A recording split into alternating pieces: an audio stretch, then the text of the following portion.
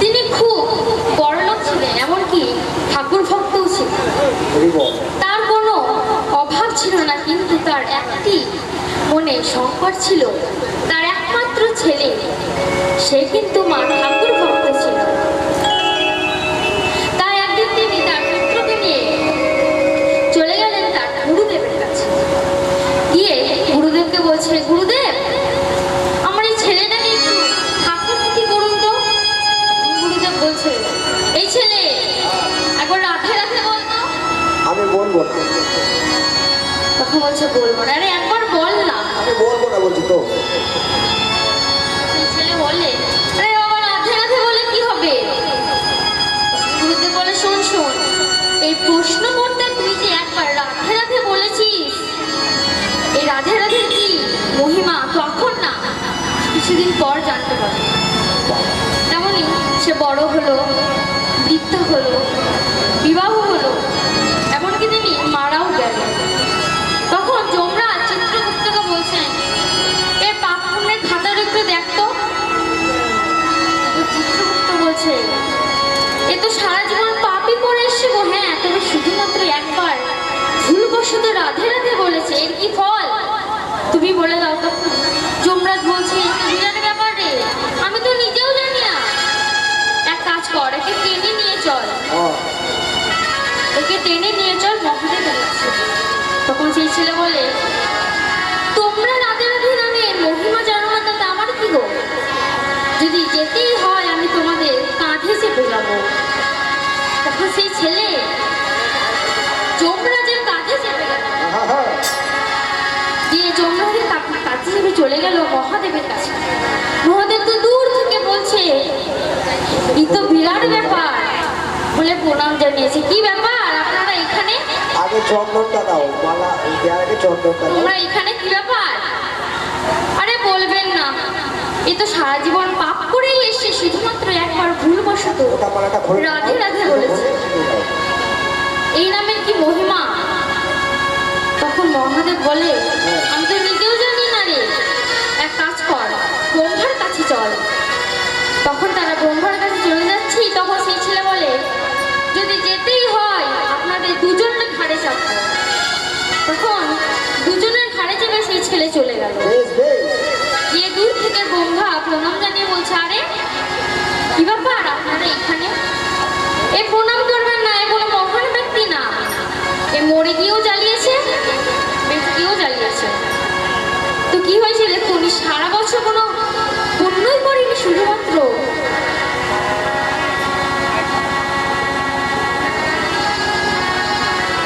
শুধুমাত্র একবার ভুলবশত রাধে রাধে বলেছে।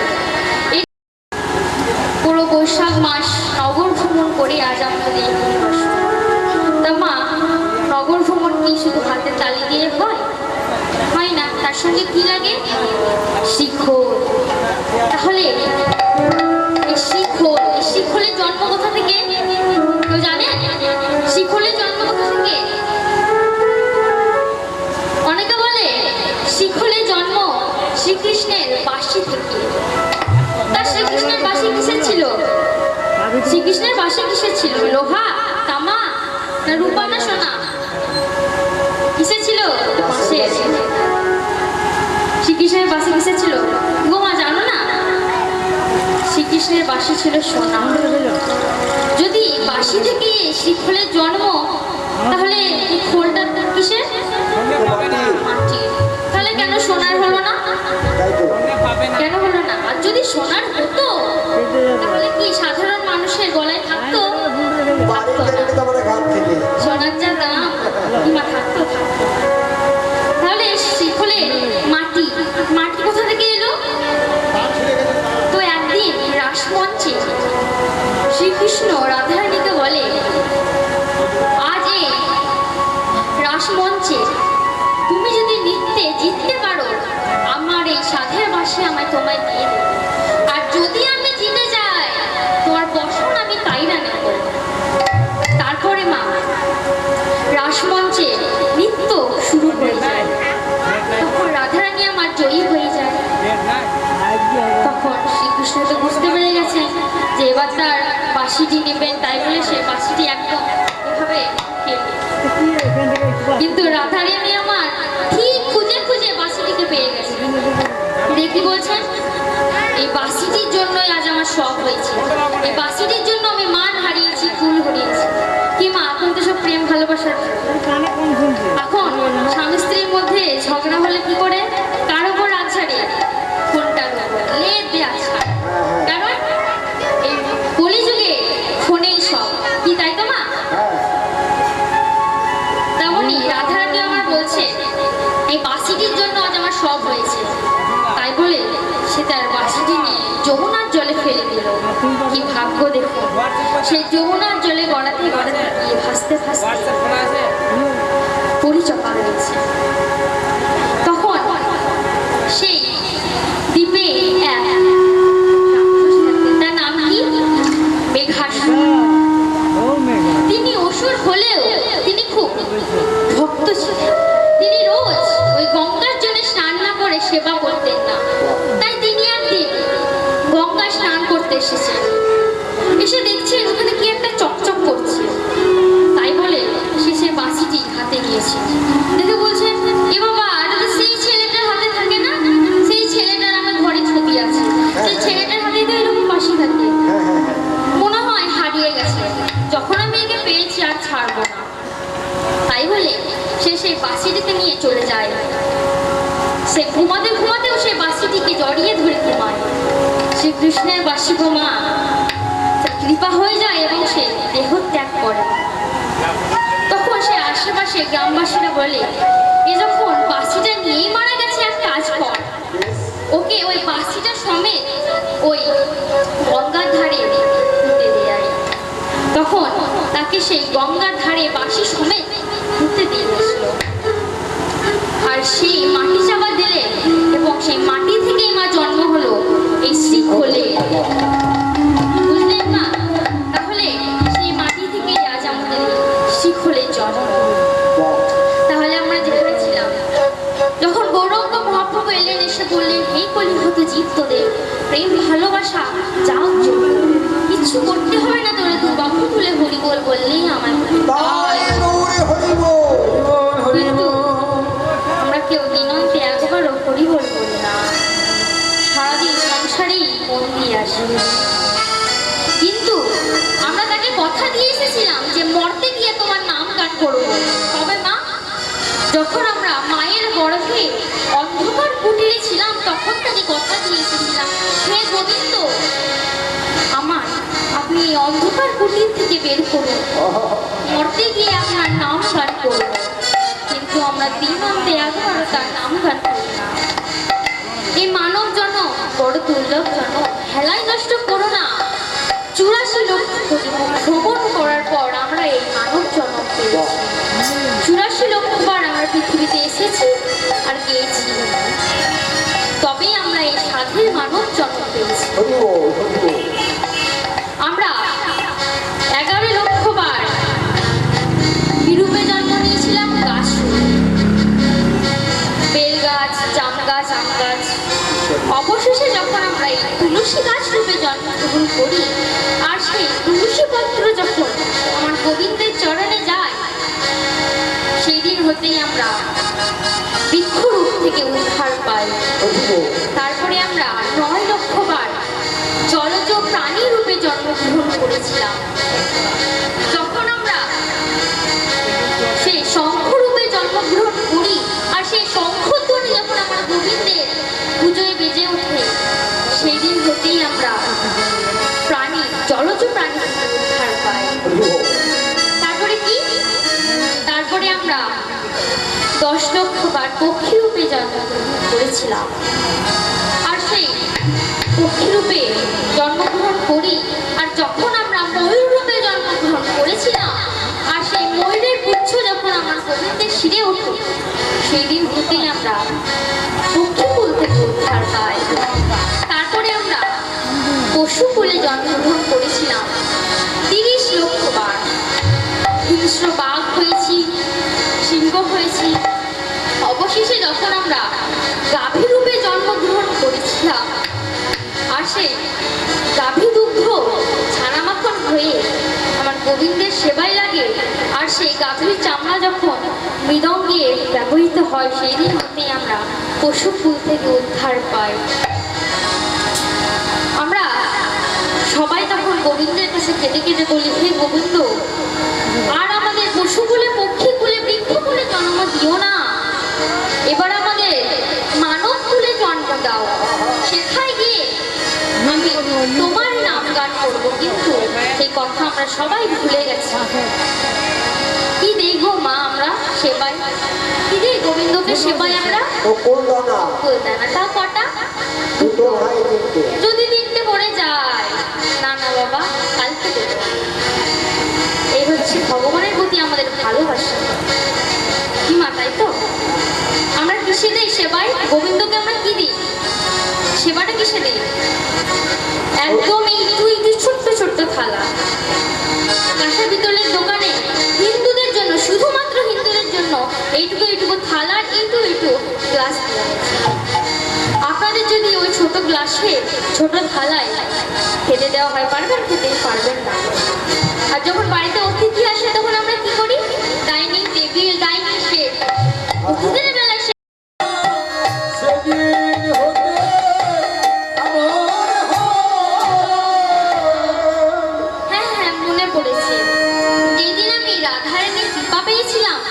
সেই দিন হতেই এত সুন্দর ও এত রূপের হয়েছে। তখন কিছুক্ষণ পার গোবিন্দ আমার মনে মনে ভাবছে, এই যমুনায় নৌকা বিহার লীলা করতে একটি তরণী দরকার। আবার ভাবছেন একখানি দেহ তরণেরও দরকার। তাই তিনি দেখুন যোগমায়াকে স্মরণ করলেন।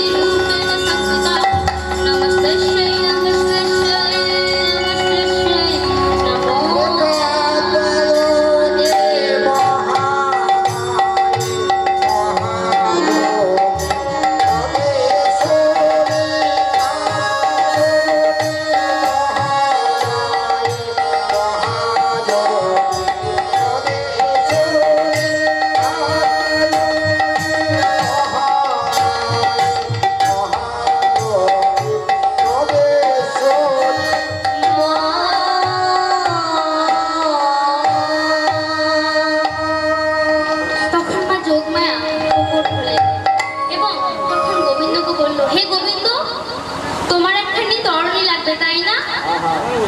বলি আমার দেহ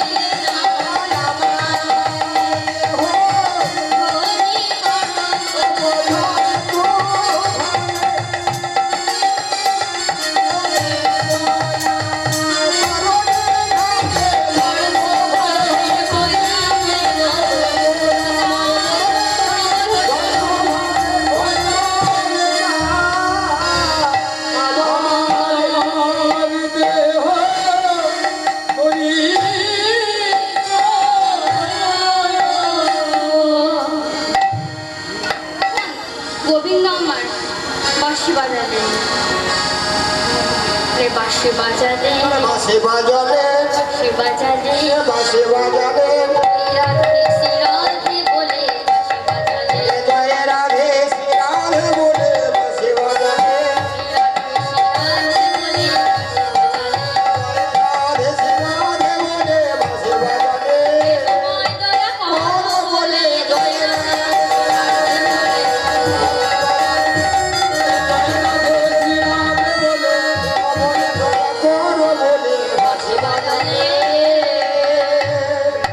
গোবিন্দ আমার যখন বাঁশি বাজালে তখন যার যেমন ভাব তেমনি তার লাভ, অর্থাৎ যার যেমন শ্রবণ শক্তি সে তেমন করে শুনছে। কে কেমন করে?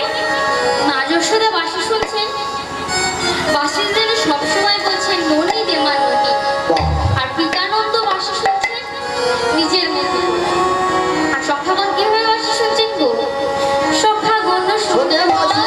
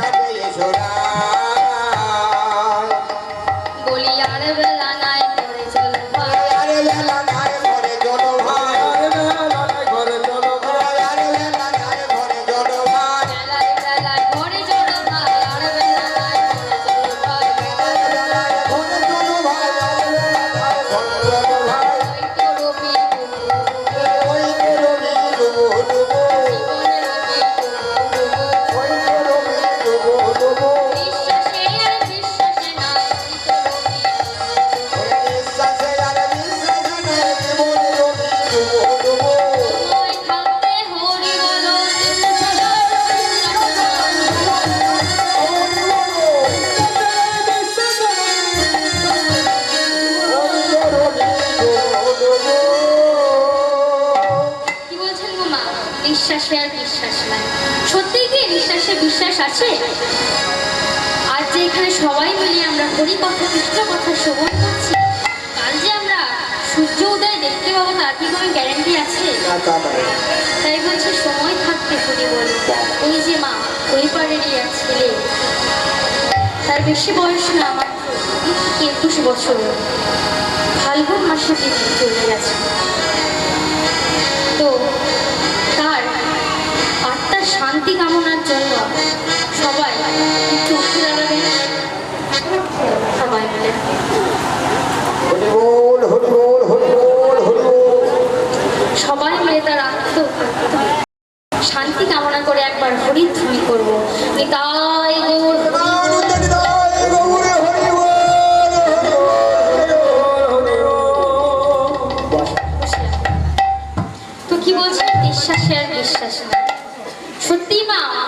নিঃশ্বাসে আর বিশ্বাস না। বসু সবাই বসু। বসে যান না, বসে যান। তাই বলছে নিঃশ্বাসে আর বিশ্বাস না। আরে বৃন্দাবনে যত নারী শোনে বসে ধ্বনি, আরে বৃন্দাবনে যত নারী শোনে বংশী ধ্বনি। পরায় বুড়ি শেখা বাড়ি। ছেলের গড়ায় বুড়ি যেথাবে বলে। আসিলেন পরায় বুড়ি শেখা বাড়ি। আর ছেলের গড়ায় বুড়ি যেথাবে বলে। একদিন রাধারানীর সঙ্গে বড়াই মার দেখা হয়েছে। তখন রাধারানী আমার বড়াই মাকে বলছে, হ্যাঁ মা গো, গেলো আমি অনেকদিন ধরে কৃষ্ণ বদন দর্শন করি না, বেশ। তুমি কি আমাকে কৃষ্ণ বদন দর্শন করাতে পারবে? আরে যখন তখন কৃষ্ণ ভগবান দর্শন করবো কিন্তু করা যায়। জানো তো আমার কৃষ্ণের রং কালো বলে আমাকে আমার শাশুড়ি এই কালো বসন করতে দেয় না, তাই নাকি? এই কালো কেশ খুলতে দেয় না, ও এমনকি ওই কালো মেঘের দিকেও তাকাতে দেয় না। তা তুমি কি আমাকে কৃষ্ণ বদন দর্শন করাতে পারবে? তখন বড়াই মা বলছে, শোন শোন, এমনি এমনি তো আর কৃষ্ণ বদন দর্শন করা যায় না। চল। চল জটিলা মন্দিরে যাই, ওর কাছে আদেশ নেই, তারপর না হয় আমরা কৃষ্ণ বদন দর্শন করতে পারবো। ঠিক ঠিক ঠিক। তারপর রাধারানী আমার বড়াই মার সঙ্গে চলে গেল। গিয়ে বড়াই মা বলছে, জটিলা, ও জটিলা, বাড়িতে আছিস রে? কে তুমি? আরে আমায় চিনতে পারছিস না? ও বড়াই মা, তুমি হঠাৎ আমার বাড়ি কেমন করে? এবং কেমন কথা রে, আমি কি তোদের বাড়ি আসতে পারি না? না আসতে পারলো তা নয়, তা তুমি তো আমার বিনা কারণে আসো না, তাই বলছে। তা শোন শোন, হ্যাঁ কি হলো? একটা সুখবর আছে। কি বটে? কংস রাজা মথুরায় হাট বসিয়েছে, বেশ। সেইখানে নাকি ঘিয়ের তোরে ঘোল বিক্রি হচ্ছে। তা তোরা হাটে যাবি না? আরে আমরা হাটে মানে এখন তো ঘাটে ঘাট যাই না। ও তাহলে তোরা জাতি ব্যবসা ছেড়ে দিয়েছিস? সবাই ছেড়ে দিয়ে বলতে পারো। বড়াই মা বলছে, জাতি ব্যবসা তো আর করি না করতে, আসলে কি বলতো, আমার বয়স হয়ে গেছে, আমি মাথার ব্যথায় চলতে পারি না, আমি যেতে পারবোই না। আর আমার ছেলে আয়নের কথা বলছো, ও মাথায় গরু বাছুর নিয়ে ব্যস্ত। তোর বৌমা, হ্যাঁ? বৌমা আর বৌমার কথা, বৌমাকে আমি হাটে মাঠে পাঠাবো, তবে কাজ করতে পারো, কুটিটাকে নিয়ে গেলে যেতে পারো। না না না না, কুটিলা হতে হবে না, কুটিলা হতে হবে না, কুটিলা হতে হবে না। কুটিলা হতে হবে না। কি নাকি ভালোবাসি, কুটিলা হতে হবে না। কুটিলাকে ভালোবাসি, কুটিলা হতে হবে না। হাটে হাড়ি ভেঙে দেবে, কুটিলা হতে হবে না, হাটে হাড়ি ভেঙে দেবে। এ হাটে হাড়ি ভেঙে দেবে, কুটিলা হতে ভালোবাসি, কুটিলা হতে হবে না। অনেক কথাবার্তার পর কোন রকমে তার কাছে আদেশ নিয়ে চলে যাচ্ছে রাধারানী আমার। কিভাবে? দুধে দুধ ঘিত হলে সাজায় বসরা, আরে দুধে দুধ ঘিত হলে সাজায় বসরা, দুধে দুধ ঘিত হলে সাজায় বসরা, দুধে দুধ ঘিত হলে সাজায় বসরা।